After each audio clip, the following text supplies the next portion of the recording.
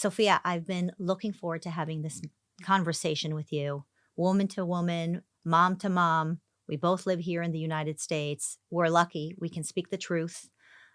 There's a lot of moral confusion. There's general confusion about what's happening right now in the Middle East. And I think I have a real opportunity to hear firsthand from you, what was it like growing up as a Muslim Arab in Israel?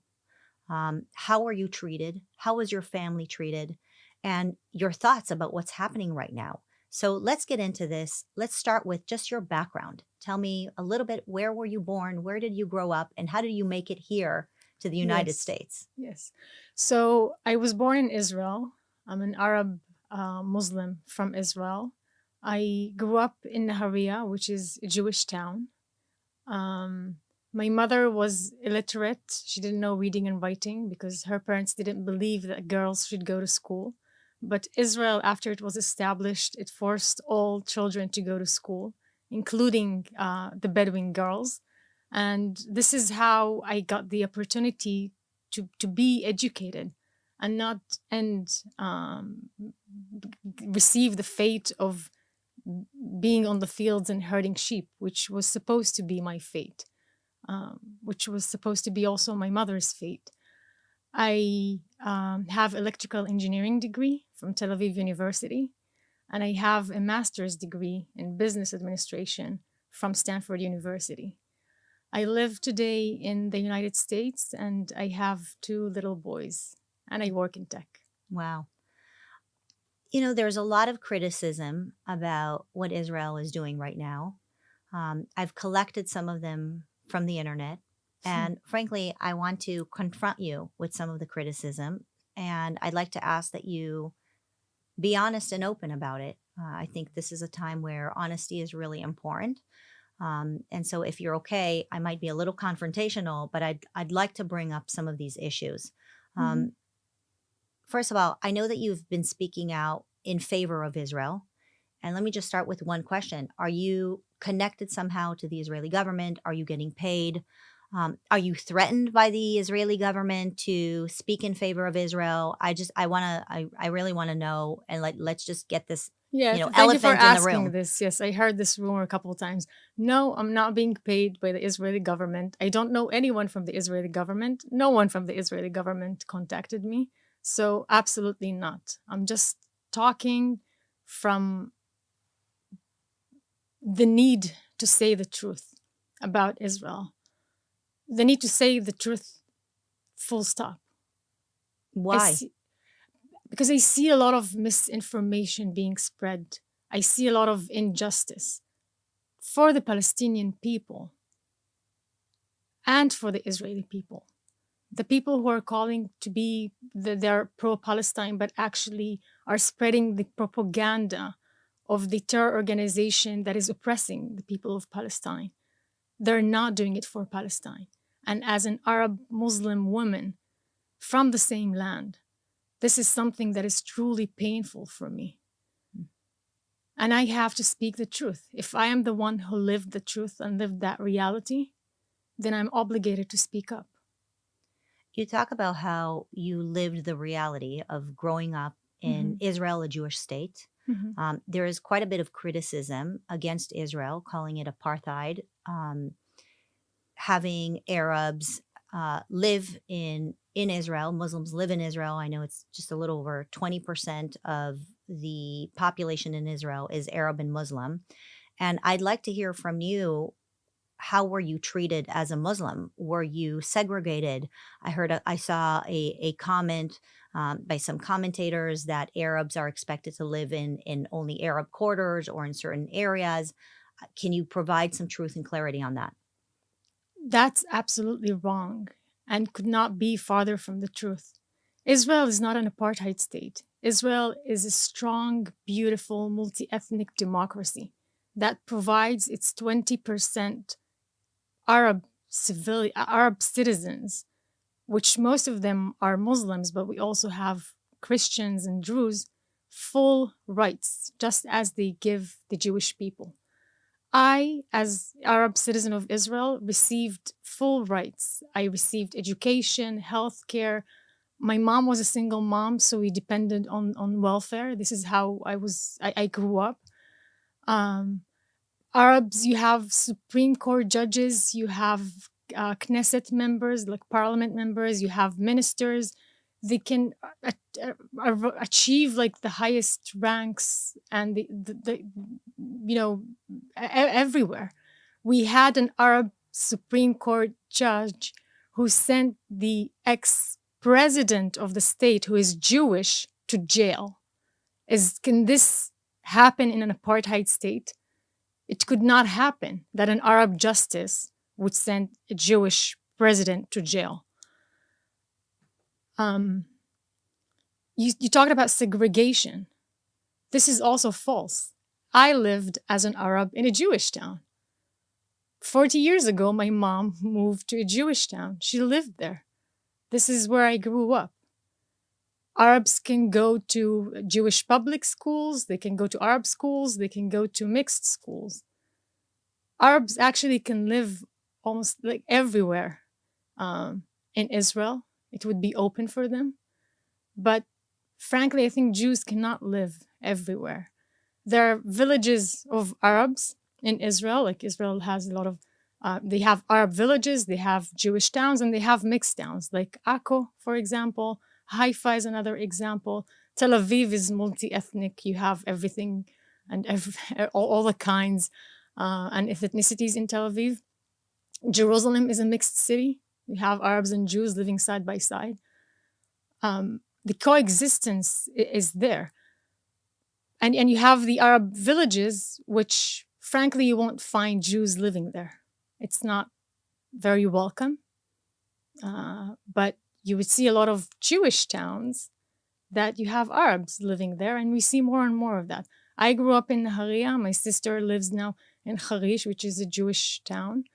You have Arabs in Ramat Gan. You have Arabs in Rishon LeZion. You have them in Netanya, which all these are Jewish towns. What about discrimination? Did you ever feel like the population discriminated against you, knowing that you're Arab or Muslim, like treated differently? You would always have this extreme small minority of people who are blinded by hate or have well-intentioned ignorance and think that all the Arabs want to kill you. And then you would face this, I don't know if to call it discrimination, because I did not face discrimination. It's the opposite. But you would face some hatred from these kind of people. I had it in my childhood. And my mom really taught us to be very compassionate. She would tell us that this person, this kid, his dad is in jail or his mom is sick, so he's just like, being frustrated and telling you these things. She never let us victimize ourselves. And on the other hand, also when I went to the village, because I studied in an Arabic school in the village, also there I faced some hatred because I was this girl who came from the Jewish town. They would call me filthy Jew. So I this hatred and bias exist in both sides. But this is not the country. The country does not have discrimination. In fact, Israel makes it easier for Arabs to get to university. You know that the SAT score that you need in order to get, let's say, for engineering, they make the bar a little bit lower because they see that maybe the percentage of Arab is not 20% of the people who are going to these kind of studies. So they make it easier for them to help them, I went to study at Tel Aviv University, and the university automatically offered me, I think it was 15% extra time in the exams because I'm an Arab. So they want to make it easier for me because they are assuming that I didn't study Hebrew in school and Hebrew is not my first language. Automatically, I got this. When I went to Stanford as an international student, I didn't get this extra time. So Israel is really trying hard, and is doing so, to bring the Arabs together. And you see a lot of people are protesting against Israel But you don't see Arab Israelis protesting against Israel in this war. They're actually, most of them think that 70% at least openly say that they are supporting Israel in this war against Hamas. So can we differentiate for a minute? There is the Arab Israelis, people like you and your family, that really feel like they're part of the fabric of the Israeli culture. And then there are the Palestinians, those who identify as Palestinians, and they live in areas like Gaza, possibly, or the West Bank. For those who are living in Gaza, what are your thoughts about the discrimination against them? A lot of people call Gaza an open-air prison where the children are poor, the families are poor, they have no opportunities.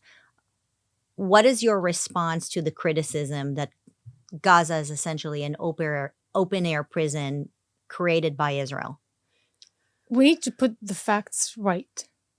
Israel left Gaza in 2005, meaning in 2005 there was no Jew alive or dead in Gaza. They even took the graves with them.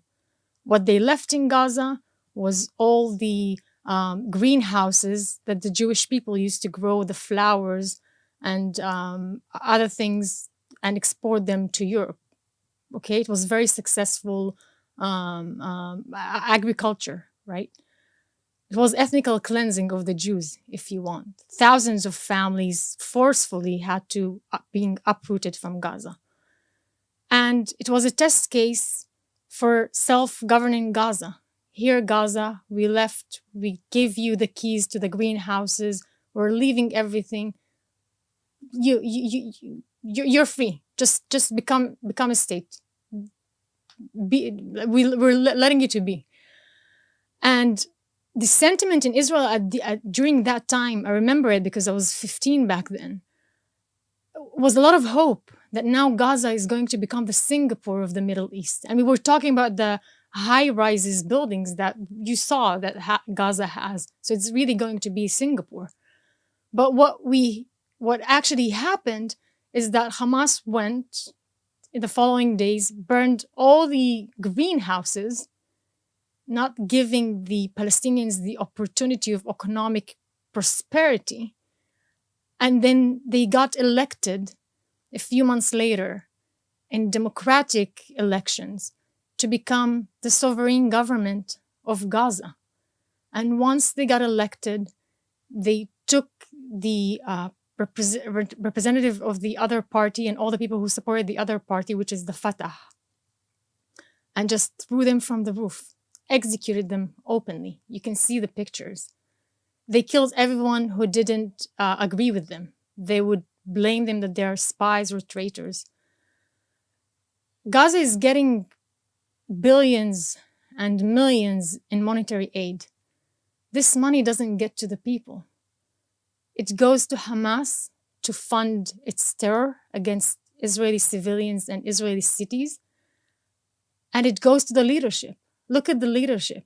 Abu Marzouk, Khalid Mashal, Ismail Haniyeh.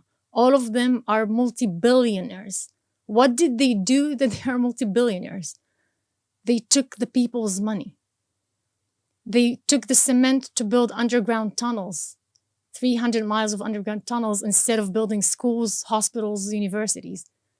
They stole the fuel from people. They're executing gays. You cannot be gay in Gaza. I see a lot of gay people marching, supporting Hamas. You won't survive 1 minute there if you go to Gaza. If the Palestinians are suffering so much under Hamas, why aren't they speaking out? Why are they, you see them marching in their own streets, celebrating when Jews are killed.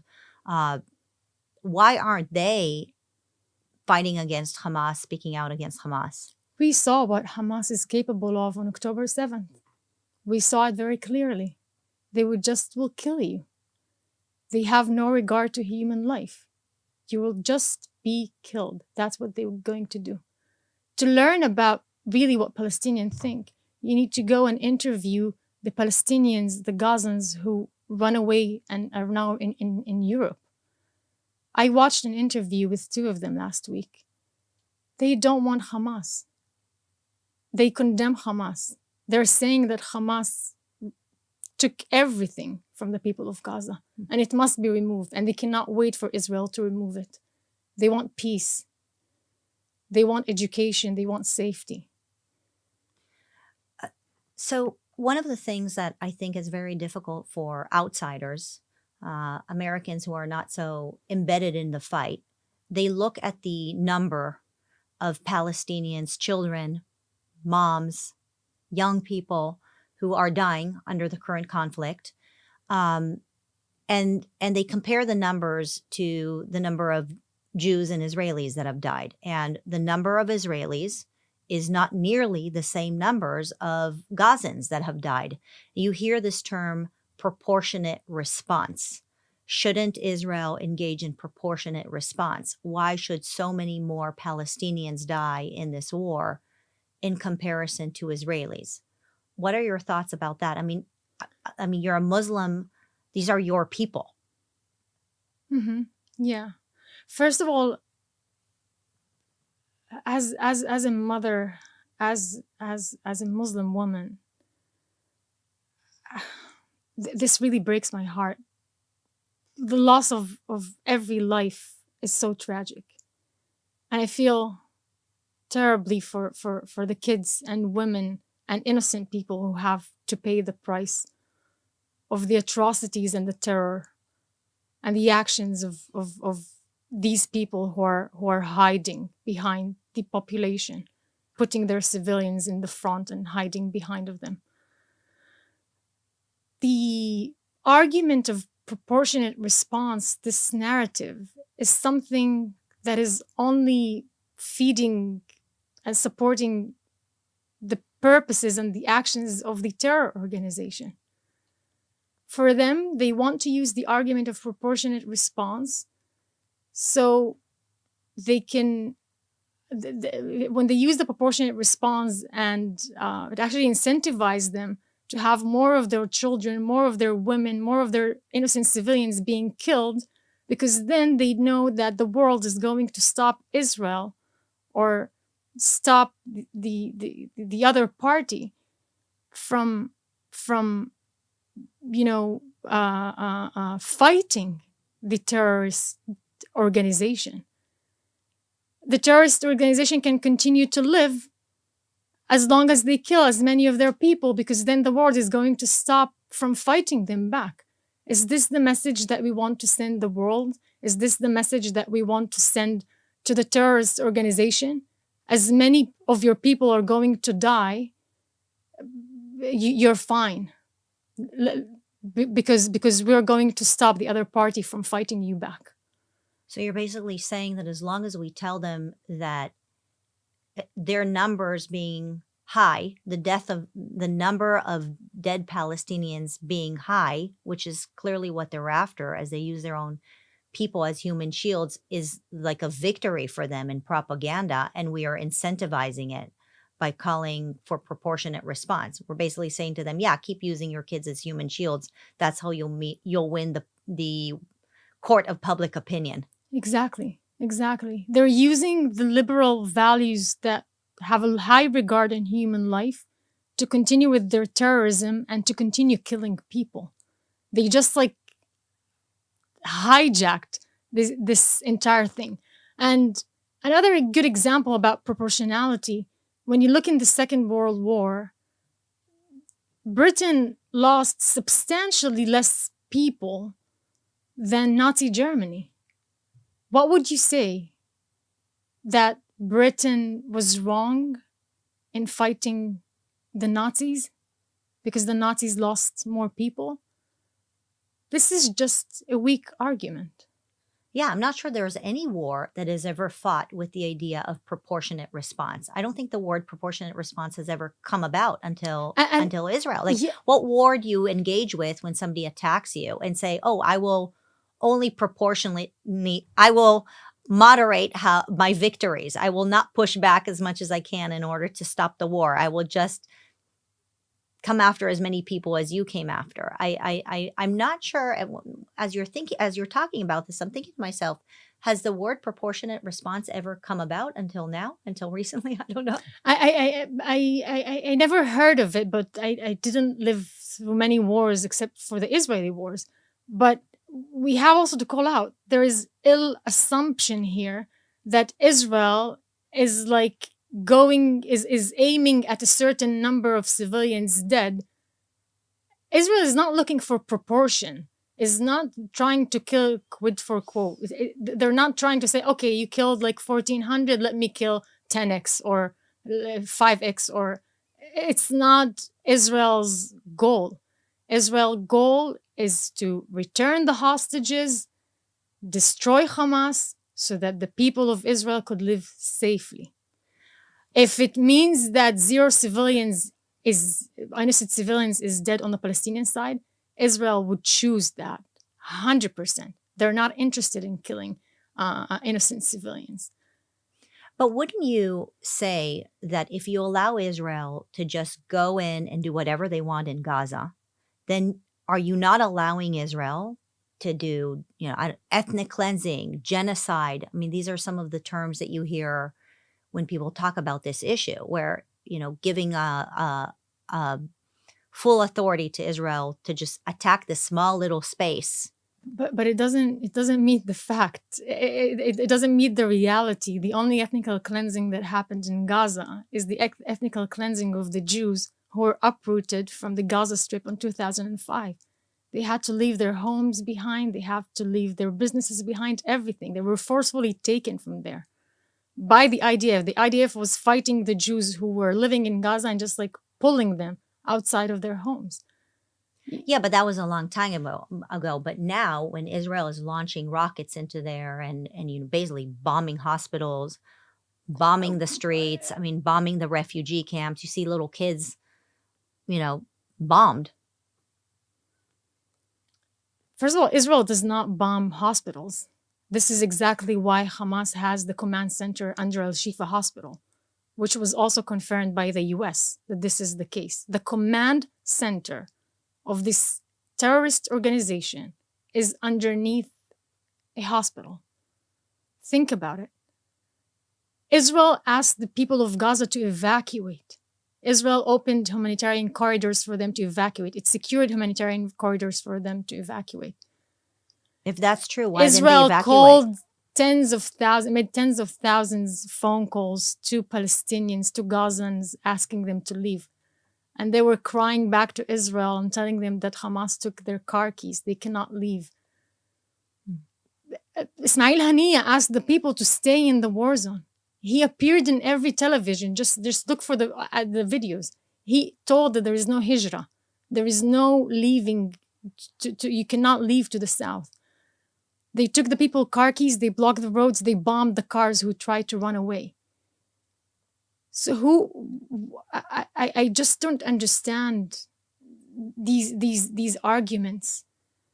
Yeah, look, these are not my personal arguments, but I'm repeating some of the things I'm seeing online. But some of the things that people are saying online is that it was Israel who blocked the Palestinians from moving away from where the attacks were going to take place. So they only need to listen to the recordings of the Palestinians who's saying otherwise. They need to look at the videos. Mm-hmm. They need to look at the videos of them shooting the people from the roofs, people who are holding, the white flag of surrender, who just want to move to safety. They had the white flag, to signal to the IDF that we're just civilians, please let us move. And they didn't know that the terrorist organization, which is supposed to be their government, is actually going to kill them. They killed the people. Who held up the white flags? They did. Sophia, where do we go from here? How do we get more people like us, a Jew and a Muslim, moms, citizens of the world maybe? What is the solution? What is the solution for Israel and the Palestinians and the Gazans and, frankly, college campuses around America where we're seeing more and more hate that is developed over this current conflict? Mm-hmm. First of all, we have to remove Hamas, which is a terror organization. For the Palestinian people, because if you care about the Palestinian people, truly care about them, you wouldn't want them to live under a terror organization that is killing them, that is oppressing them, that is taking all the resources and leaving them with nothing. This is the first thing that we need to do if you care about Palestinians. And also Israel, this is what it needs also to do with regards to the Hamas. They have to remove them. It's a Nazi organization who wants to annihilate the Jews. They talk about this openly, and they said that they would repeat the atrocities of October 7th again and again and again. So Israel doesn't have any choice but to stop this. And after this is done, we remove this source of evil and hatred towards the two people. I think this is the time for the international community to come together and really give the Palestinian children what they need. Give them the health care that they need, give them the education, give them the resources. All the monetary aid that today is going to the Hamas and to the bank accounts of the leadership, the corrupt leadership, the terrorist leadership, give it to the people. Build their schools, build universities, rebuild the greenhouses. Do you think that Jews living in Europe or in America are at risk? I think there is imminent risk for Jewish life everywhere. And if there is one thing that I really realized this past month is that Jewish people have to have their own state where they can be safe and can defend themselves.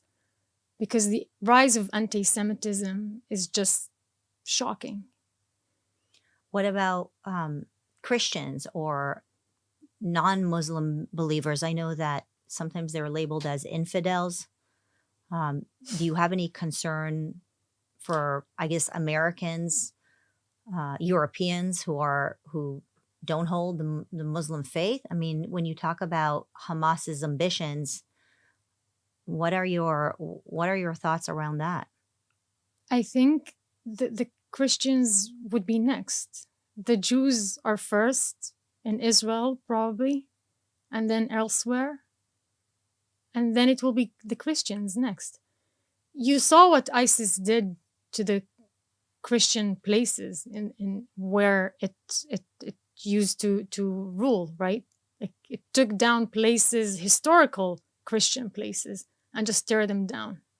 I feel like as an Arab, I was very safe in the Jewish state. I knew that I was safe in the Jewish state. I don't think Jews can be safe in an Arab state, and I don't think that they can be safe anywhere, because you look at the pictures from London, what is happening there.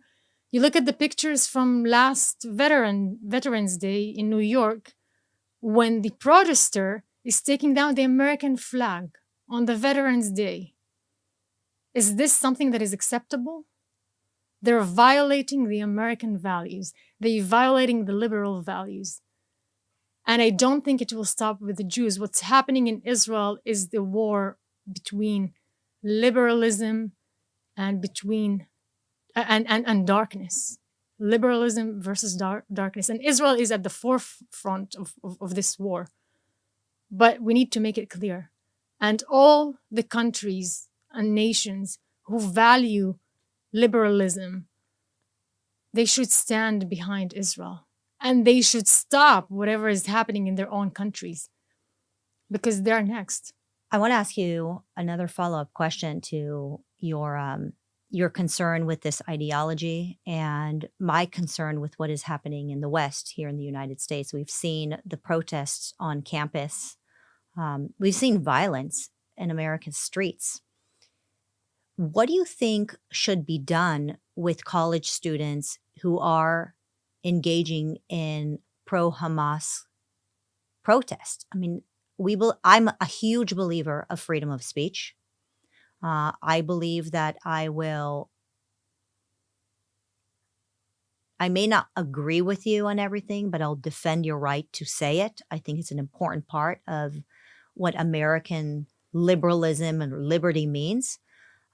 And I am struggling with wrapping my head around the idea of allowing students, especially who have come from other countries and can go back to whatever other countries, who will protest on our campuses chanting death to Israel, death to America, from the river to the sea, Palestine will be free. I struggle with that. I struggle with the idea of freedom of speech and the idea that people come here and destroy what we built here in America and chant favorably for terrorism. And I'm curious, what are your thoughts on that, given that you have been on Stanford's campus? You have seen what's been going on over there. You lived in Israel. You lived in Arab towns. You're so familiar with this ideology. How should I wrap my head around this? Yes, it should be very clear. Again, as an Arab Muslim woman, that I know that the freedom of speech is not something that you can take always for granted. I support freedom of speech and I'm all behind it. But we need to be clear when the freedom of speech becomes violence speech, when it becomes incitement to terror and violence, when it becomes defamation and spreading lies. This is not acceptable. This is not freedom of speech. This is call for terrorism. This is call for violence. This is call for hate. And we should put a very clear line between the two. What do you think should be done to these students? I mean, young people do dumb things. They think dumb things. I mean, what do you think should be the consequence for doing that? Like, what if they, what if they don't really mean it? What if they just got carried away? I mean, I've just been here. I'm trying to collect my thoughts around some of the things that I've been seeing online where people say they're just young, they're just college students. Everybody thinks dumb things when they're in college. I can give them the example of my friend when she was 13. She heard my teacher glorifying the Intifada and telling us that if one day we can become a shaheed, then we should take that. He said that enough times that my friend told me one day that she wants to become a suicide bomber. This is how terrorists are being made. And they can be made in a very young age, as young as my friend who was 13, and could be even maybe younger than that if you brainwash the kid from a younger age. And some people walk from a reality on the campuses where from a very young age they taught you to hate Jews, that Jews are responsible for all the atrocities in the world. And you need to resist the Jews. And then maybe in their countries they didn't have Jews, but then they come to Stanford. All the footage of the war is flooding, their social media. The news channels are also continuing with this hatred and this biased, narrative. And then people on campus are chanting the same thing that when they were brainwashed, when they were younger. It's the same rhetoric. Intifada, from the river to the sea, smash the Jewish state, Matat Israel, Israel is dead, on this land you don't deserve life. And they're pressing, as an Arab Muslim who experienced some of this reality, they're pressing all the buttons. People get fired up, and it's very soon that just one student will take action. You need only one student to make it tragic. And I think the university leaderships, administration should lead by example, just as they expected us to lead. They should stop acting like a VC who cares about the brand, who cares about the LPs, the money that they would raise to the school, and just let's keep everyone happy. They need to become an education institution They forgot that they're an education institution. And it doesn't make sense when you go and talk to them, and they would tell you that this is hard to influence the behavior of the students. An actual answer that I received. Do you think it's an exaggeration when somebody says that being anti-Israel is being an anti-Semite? Can you be anti-Israel but still say, I have a lot of Jewish friends and I have no problem with Jews? Anti-Israel as like you're maybe criticizing some of the policies of Israel, or anti the idea of Israel? Which one of them? Anti the existence. Can you, so here, let me rephrase this. Can you chant from the river to the sea, Palestine will be free, and still say that you're not an anti-Semite? No, you cannot. This is like a paradox. You cannot. One of the things that a lot of the mechanisms that I saw being used on campus and, student organizations such as the Student Justice for Palestine, that has nothing to do with justice or standing for the Palestinians. They say, like, we're not anti-Semitic, we're anti-Zionist. It's practically like saying, I'm not against women, but I don't think women should have rights. What does anti-Zionism mean? What does Zionism mean? Zionism means that the Jewish people have the right to have a state where they can live safely and free of persecution. This is something that happens to Jews throughout their history from the beginning. And we see it again today. Like, you don't need to look back to the past. It's happening now. This is what Zionism means, that the Jews can have a place where they are free from persecution and can live safely. How can you not hate Jews? Like, if you love Jews, you should want this for them. So saying, like, I'm not anti-Semitic, I'm anti-Zionist, or I'm not anti-Semitic, I'm against Israel, or the idea of Israel, it's a paradox. It's ridiculous. I want to ask you one last question, which is basically the same question I asked you at the top of this conversation. Sophia, why are you doing this? You are obviously saying things that are quite controversial, not very popular, certainly not where you live. You're a Muslim. Why are you risking your life to share what you are sharing? I'd imagine you are risking your life. And so why are you doing this? Is somebody paying you? Is somebody pressuring you? What's in it for you? Yes. I am risking my life. I was targeted by Hamas supporters after one event that I spoke in. I was targeted by the Student Justice for Palestine at Stanford. I am risking my life, but I cannot stop from speaking the truth. I've been in that reality. I lived through my experiences, and I know what is the truth. And when you see all these lies being spread, it's something that I just cannot stop. I don't have the option of not speaking up. I don't feel like I have the option to not stop it. And I don't see here any conflict with the fact that I'm a Muslim, because I don't think that anything of this is against Islam. Actually, Islam values people who speak up the truth, values justice.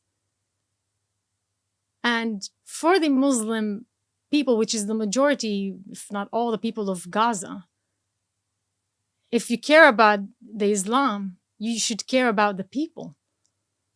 And so this is not, like, standing with Israel is not standing against the Islam. Absolutely not. So I don't see here a conflict with me being Muslim. In fact, it only supports the fact that I need to speak up. I think it's hard for people to believe or accept this idea that Israel is defending itself 30-something days later, especially when they see the videos and the images coming out of Gaza. Maybe the first 6 hours, 24 hours, Israel would say, yeah, this is all defense. But 30-something days later, they're still defending themselves against the tiny little Gaza. Mm-hmm. Yes. So my answer to this is, after 9/11, when the US was fighting the Taliban and Al-Qaeda, did you also think about it as an offense on Al-Qaeda and Taliban?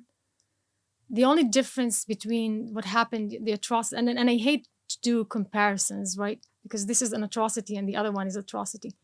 But let me tell you the difference between the two. The atrocities that happened on October 7th, compared to the size of the population, is 17 times of what happened in 9/11. The Taliban, or the Hamas in our case, is living on our border. Think about it like the Taliban was living on a state in New Jersey. And they're saying openly they're going to repeat this again and again and again and again. And throughout this entire month, even today, they continue to fire rockets on Israeli cities and civilians. Last week, we had over 380 rockets being fired on Israeli cities. Since the beginning of the war, we had 10,000 rockets fired on Israel. Would America accept that? We have 240 hostages held in Gaza. The younger one probably is just a newborn baby, because the mom, she was 8 months old when she got, she was eight months pregnant when she was kidnapped. But otherwise, there is another baby who is 9 months old, and we have elderly who are over 80. They're held hostages in Gaza, innocent civilians. We want them back. And there are hundreds of thousands of Israeli citizens who are displaced because Hamas ruined their homes, or because of Hamas threats to repeat this again and again. They're displaced. They cannot go back to their homes. If this is not defense, I don't know what is defense. We have to remove the Hamas. This is not an option. This is not a privilege. And I want to say another thing for people to understand. Most of the soldiers today in the IDF who are fighting this war are regular civilians. They're teachers, professors, bus drivers, entrepreneurs, engineers who got recruited to the army to be able to defend their families and homes. These are not people who would want to kill civilians. They only want the safety for their families. And people should remember that. I would also add that a lot of the soldiers are not Jewish. There are many soldiers that are Muslim that are serving in the Israeli military, which I'm not sure that many people know this. Yes, yes. We have some of the great the hero stories that we heard from October 7th was when two Arab soldiers fooled the Hamas terrorists and made them think that they are one of them, and were able to kill them before they reach the families that were staying at the army base, because that was a holiday. Some of the families came to visit the husbands who were serving. We have thousands of Arab Muslims. We have Arab Christians. We have thousands of Druze, which is another ethnicity, another religion. They're Arabic people, but they have different religion, who are serving in the IDF. My father was the first colonel, first Bedouin colonel in the IDF. He was the co-founder of the tracker unit. My brother is currently there, and my sister, she's an officer in the IDF. So you need to know that. It's not a war of Jews against Arabs or Jews against Islam. It's a war of one liberal nation democratic nation against a terror organization. And I don't know why people are confused. Well, thank you for your courage and your clarity. One of the things that I always say is that I am obsessed with truth. And we're living right now in an era where the truth seems to not matter that much to people anymore. And I think that those of us who can bring the truth to the world are living a better life. I rather live a life that is full of meaning and truth. And as I say around here all the time, fighting evil is fun. It's not easy, but it's fun. So really appreciate you coming in, and thank you for all your insight. Thank you. Thank you.